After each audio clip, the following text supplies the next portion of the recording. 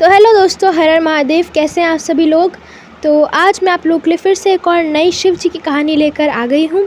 तो चलिए शुरू करते हैं। और हाँ, अगर वीडियो अच्छी लगे तो एक लाइक ज़रूर कर दीजिएगा। महाकाल शिव की महिमा अपरंपार है। उन्हें प्रसन्न करने के लिए किसी खास प्रयास या पूजा पाठ की ज़रूरत नहीं होती, बल्कि सच्ची श्रद्धा और पूरे मन से किया गया प्रयास आपको भोलेनाथ की कृपा का पात्र बना सकता है। शायद यही वजह है कि अपने भक्तों के लिए महाकाल ने काल तक को भस्म कर दिया था। ऐसी ही एक कथा मिलती है हमें हमारे धार्मिक ग्रंथों में, जिसे मैं आपके साथ शेयर कर रही हूँ। भक्त के प्रति महाकाल की गहरी आस्था की जिस कहानी का हम जिक्र कर रहे हैं, वह स्वयं भगवान कार्तिकेय ने संतों को सुनाई थी। इसके अनुसार राजा श्वेतकेतु, जो कि भोलेनाथ के परम भक्त थे, उन्होंने काल को भी जीत लिया था।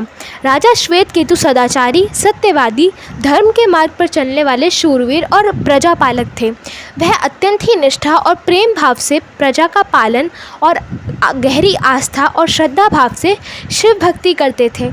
उनके इस भक्ति भाव से महाकाल अत्यंत प्रसन्न थे। उनकी कृपा से श्वेतकेतु के राज्य के लोग दुख, दरिद्रता, अकाल मृत्यु और महामारी से अछूते थे।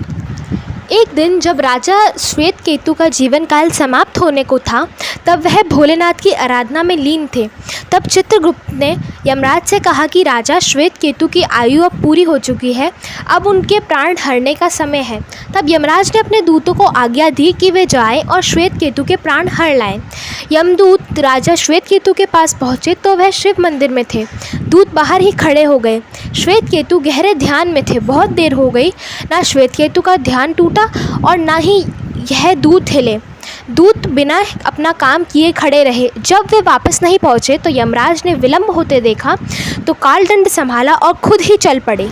जैसे ही यमराज राजा श्वेतकेतु के प्राण हरने पहुँचे तो उन्होंने देखा कि वह तो महादेव की साधना में लीन है। तो वह सोच में पड़ गए कि अब इनके प्राण कैसे हरे जाए।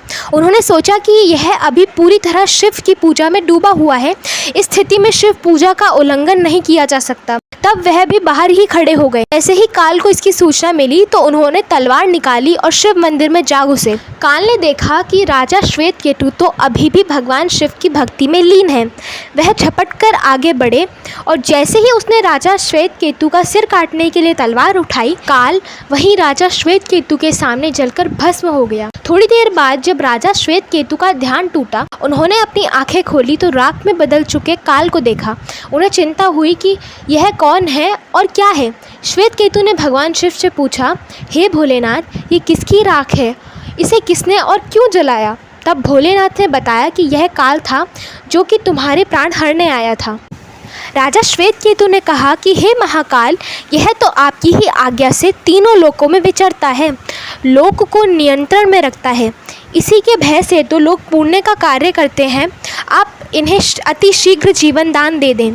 शिव जी की कृपा से काल जी उठा और उसने उठते ही श्वेतकेतु को अपने गले से लगाकर बोला, राजा, तुम जैसा तो तीनों लोकों में कोई नहीं है। तुमने तो अजय काल को भी जीत लिया। जीवनदान पाकर काल और यमराज ने कहा कि ऐसे जातक जो शिव जी के परम भक्त हैं, सच्चे मन और पूरी श्रद्धा से महाकाल की पूजा में लीन रहते हैं, सिर पर जटा और गले में रुद्राक्ष पहनते हैं, विभूति का त्रिपुण ललाट पर लगाते और पंचाक्षर मंत्र का जाप करते हैं, उन्हें कभी भी अकाल मृत्यु का ग्रास नहीं बनना पड़ेगा। कथा के अनुसार इस आशीर्वाद के बाद श्वेतकेतु ने लंबे समय तक राज किया और फिर महाकाल की कृपा पाकर उनमें ही विलीन हो गए। ऐसी ही एक कहानी है गांव में रहने वाले हरिया नामक एक बहेलिया की। वह गांव में जाल बिछाकर चिड़िया, कबूतर, तोता और अन्य पक्षियों को पकड़ता था और फिर उन्हें पिंजरे में बंद करके रख लेता और गांव के बाज़ार में बेच देता था। हरिया के घर में उसकी पत्नी शोभा भगवान शिव की भक्त थी। वह दिन रात भगवान शिव की पूजा करती थी। शोभा अपने पति के काम से खुश नहीं थी। एक दिन उसने हरिया से कहा, सुनो जी, तुम जिस पक्षियों को पकड़कर बेचते हो, इससे उन्हें कितनी तकलीफ़ होती होगी। उसकी बात सुनकर हरिया हंसने लगा और उसने कहा, तुझे कैसे पता इन्हें तकलीफ़ होती है? इन्हें बाज़ार में बेचने से मुझे अच्छे पैसे मिलते हैं। यह सुनकर शोभा रोने लगी और कहा, आपको शायद यह नहीं पता कि इन भोले बेज़ुबान पक्षियों की हाय हमें लग रही है, इसी कारण हमारे कोई संतान नहीं है। मैं दिन रात भगवान शिव की पूजा करती हूँ, लेकिन फिर भी हम संतान के सुख से वंचित हैं। तब हरिया ने कहा, मैं यह सब नहीं मानता हूँ, तू भी इस सब के बारे में सोचना छोड़ दे। यह कहकर हरिया पक्षी पकड़ने चल देता है। शाम को हरिया पिंजरे में पक्षियों को पकड़कर लाता है और झोपड़ी में रख देता है। अगले दिन फिर से हरिया पक्षियों को पकड़ने चलता है। तभी कोई उनके घर का दरवाज़ा खटखटाता है। शोभा दरवाज़ा खोलकर देखती है तो उसके सामने एक ब्राह्मण अपनी पत्नी के साथ खड़े थे। शोभा उनसे कहती है, महाराज आप लोग कौन हैं? तब ब्राह्मण कहता है, बेटी हम बहुत दूर से कुछ दिन इस गांव में शिव मंदिर में अमर कथा वाचने आए हैं, इसलिए घर घर जाकर उसका निमंत्रण दे रहे हैं। तुम भी कल से अपने परिवार के साथ कथा सुनने आना। यह सुनकर शोभा बहुत खुश हुई। उसने कहा, हे ब्राह्मण देवता, मेरे तो भाग्य ही खुल गए। ऐसा अवसर तो सिर्फ किस्मत वालों को ही मिलता है, परंतु आप दोनों के रहने की व्यवस्था कहाँ है? तब ब्राह्मण देव ने कहा, बेटा मंदिर के पंडित जी ने हमारा रहने का इंतज़ाम मंदिर में ही करवा दिया है और इस गाँव में जो भी हमें सम्मान और प्यार के साथ भोजन कराएगा हम उसके यहाँ भोजन कर लेंगे। यह सुनकर शोभा की आंखों से आंसू बहने लगे। उसने रोते हुए कहा, महाराज मैं बहुत गरीब हूँ, लेकिन मेरी इच्छा है कि जब तक आप इस गांव में रहें आप मेरे घर में भोजन करें, परंतु मेरे घर में रूखा सूखा है जो आपको पसंद नहीं आएगा। यह सुनकर ब्राह्मण की पत्नी बोली, बेटी तुम चिंता मत करो, यदि तुम्हारी इच्छा हमें भोजन कराने की है तो हर दिन हम तुम्हारे घर में ही भोजन करेंगे। तुम्हारे रूखे सूखे एक निवाले से ही हमारी तृप्ति हो जाएगी। यह सुनकर शोभा बहुत खुश हो गई और उसने कहा, मैं आपके लिए भोजन तैयार करती हूँ। तब ब्राह्मण ने कहा, माई तुम भोजन तैयार करो, हम पूरे गांव में निमंत्रण देकर तुम्हारे घर आएंगे। यह कहकर दोनों चले जाते हैं। शोभा भोजन तैयार करती है। कुछ समय बीत जाने के बाद दोनों पति पत्नी शोभा के घर भोजन करने आ जाते हैं। जब वे भोजन करने बैठते हैं तभी ब्राह्मण की नज़र पिंजरे में पक्षियों पर पड़ती है। वे उठकर खड़े हो जाते हैं। शोभा उनसे पूछती है, महाराज क्या हुआ, मेरे से कोई भूल हो गई है क्या? ब्राह्मण क्रोधित होते हुए कहते हैं, तुमने इन बेजुबान पक्षियों को पिंजरे में कैद कर रखा है, हम तुम्हारे घर भोजन कदापि नहीं कर सकते। तुम भगवान शिव की अमर कथा सुनना चाहती हो और उनके प्रिय कबूतरों को तुमने कैद कर रखा है। यह कहकर वे चल देते हैं। शोभा उनके पैर पकड़ लेती है और कहती है, हे ब्राह्मण देवता मेरे घर से रुष्ट होकर ना जाइए, मैं तो वैसे भी संतान सुख से वंचित हूँ। अगर आप भी बिना भोजन किए चले गए तो हमारा सर्वनाश निश्चित है। यह पक्षी मेरे पति ने पकड़े हैं, मैं अभी इन्हें आज़ाद कर देती हूँ। यह कहकर वह सारे पक्षियों को आज़ाद कर देती है।